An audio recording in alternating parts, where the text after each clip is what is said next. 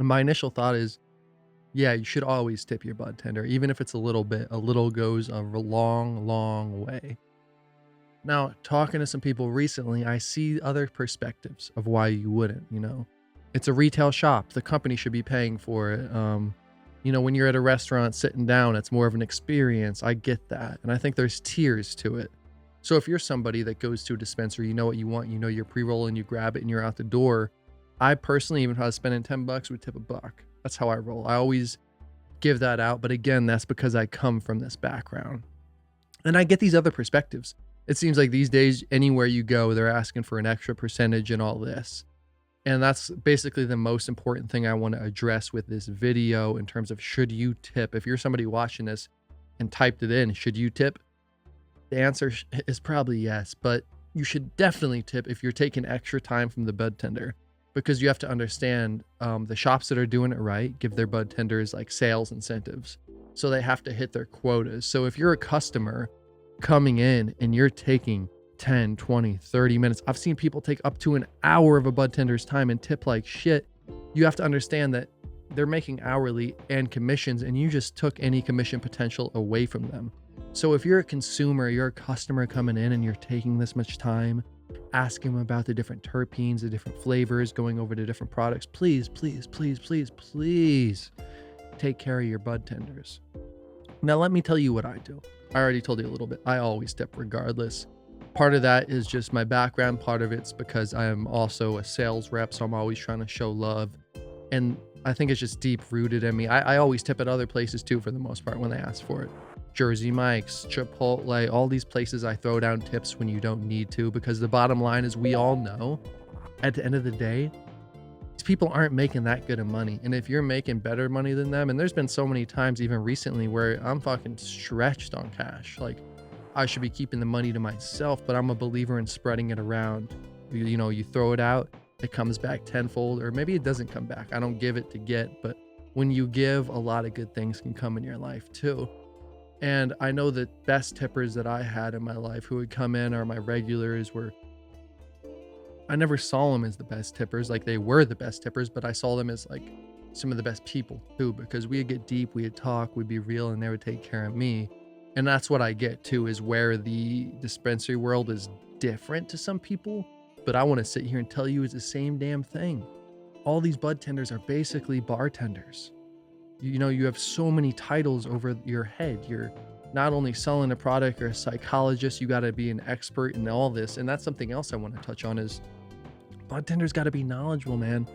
You can skate by as a server just knowing the menu. You could skate by as a server not knowing shit on the menu. And sure, budtenders do that. But the ones I've talked to, the ones I fuck with, actually really care and put in a lot of time to know the product. And that is huge. That's fucking big. Because if you're gonna come in and not tip, you should probably get some shitty service. But if you're gonna come in and tip, you should get good service. It's the ideal world, right? But I just wanted to bring this video up and this topic up because coming into the forefront lately, I've seen it firsthand doing these patient appreciation days in dispensaries. I've seen rude customers. I've seen customers tip fat as hell too. And that's why it reminds me of the restaurant industry. But I think the restaurant industry has just become such a natural means of tipping in people's life and all this. And it's crazy. And I saw this post too. This is a complete side topic. I saw this fucking post on LinkedIn the other day that this guy he has like a financial company. He's like, this is a hack to not tip your service. They recommend an 18%, but you don't have to tip that. You could tip nothing. And I'm like, bro, that is the most weak shit I've ever heard. And it goes back to, my thoughts and what I've always realized in life in general is the people that ask for the most, the people that complain the most are always the shittiest tippers.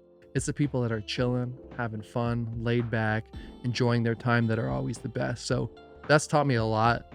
Service industry, I bought that into business, and I still give everybody the equal attention. However, if somebody starts asking for too much or doing too much, then it's like, yo, honestly, fuck you. Especially if they come in again and they're not going to tip, right?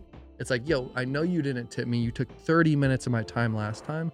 I ain't giving you shit. Go get what you want. I'm going to get somebody else. I'm going to get my commissions and a potential another tip. But I will say I do get the whole tip thing has gotten a bit crazy.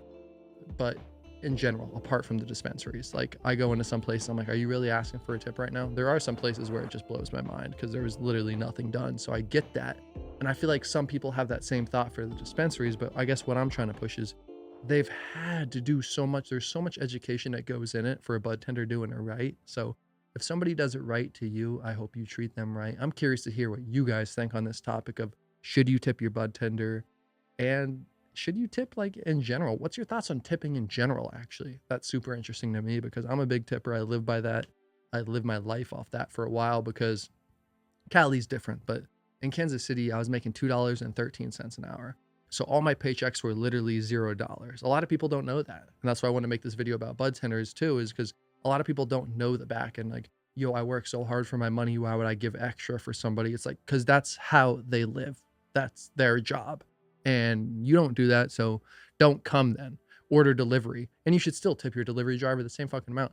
But if you're gonna do that, like, then find another way. And I respect that, though. What I'm saying now is I've realized that weed's so expensive. If you have a recreational license and you're putting a 35% tax on what you're already paying, then you have to add a tip on. The game's fucked up. I get that. But I guess what I'm saying at the end of the day, bottom line is take care of those that take care of you.